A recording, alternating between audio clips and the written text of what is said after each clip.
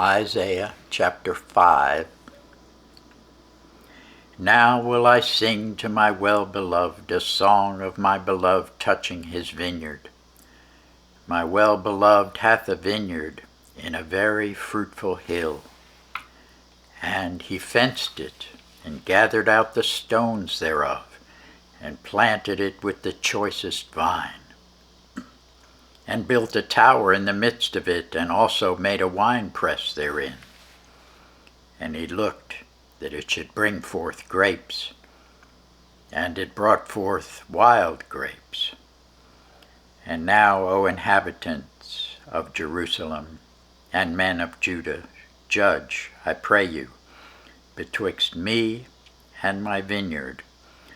What could have been done more to my vineyard, that I have not done in it?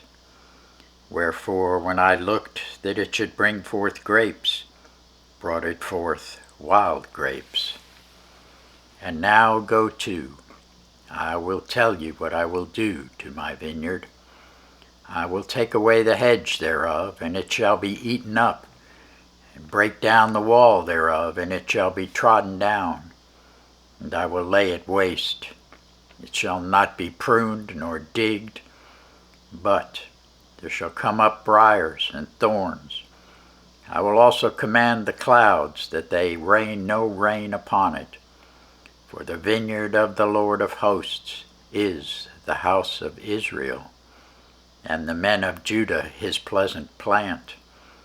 And he looked for judgment, but behold, oppression; for righteousness, but behold, a cry. Woe unto them that join house to house, that lay field to field, till there be no place, that they may be placed alone in the midst of the earth. In mine ears, said the Lord of hosts, of a truth many houses shall be desolate, even great and fair without inhabitant. Yea, 10 acres of vineyards shall yield 1 bath, and the seed of a homer shall yield an ephah. Woe unto them that rise up early in the morning, that they may follow strong drink, that continue until night, till wine inflame them. And the harp, and the viol, the tabret, and pipe, and wine are in their feasts, but they regard not the work of the Lord, neither consider the operation of his hands. Therefore my people are gone into captivity, because they have no knowledge, and their honorable men are famished, and their multitude dried up with thirst. Therefore hell hath enlarged herself, and opened her mouth without measure, and their glory, and their multitude, and their pomp, and he that rejoiceth shall descend into it. And the mean man shall be brought down, and the mighty man shall be humbled, and the eyes of the lofty shall be humbled. But the Lord of hosts shall be exalted in judgment, and God that is holy shall be sanctified in righteousness. Then shall the lambs feed after their manner, and the waste places of the fat ones shall strangers eat. Woe unto them that draw iniquity with cords of vanity, and sin, as it were, with a cart rope, that say, Let him make speed, and hasten his work, that we may see it. And let the counsel of the Holy One of Israel draw nigh and come, that we may know it. Woe unto them that call evil good, and good evil, that put darkness for light, and light for darkness, that put bitter for sweet, and sweet for bitter. Woe unto them that are wise in their own eyes, and prudent in their own sight.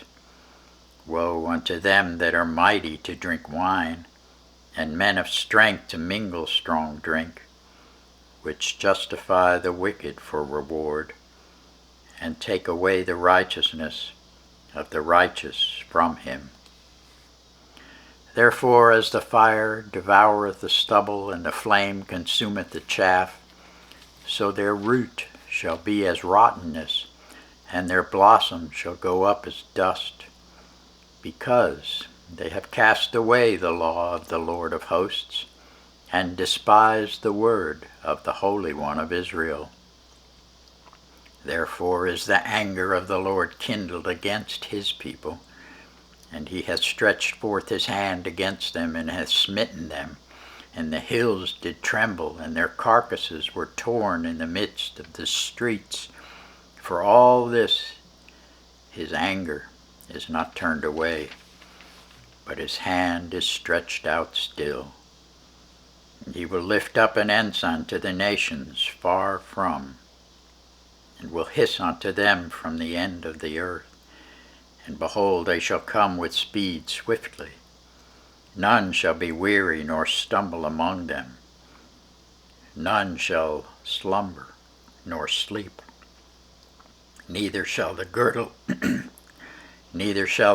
of their loins be loosed, nor the latchet of their shoes be broken, whose arrows are sharp, and all their bows bent. Their horses' hoofs shall be counted like flint, their wheels like a whirlwind. Their roaring shall be like a lion, they shall roar like young lions, yea, they shall roar and lay hold of the prey, and shall carry it away safe, and none shall deliver it.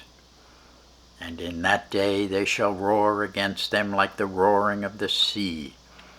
And if one look unto the land, behold, darkness and sorrow, and the light is darkened in the heavens thereof. Thanks be to God for his word.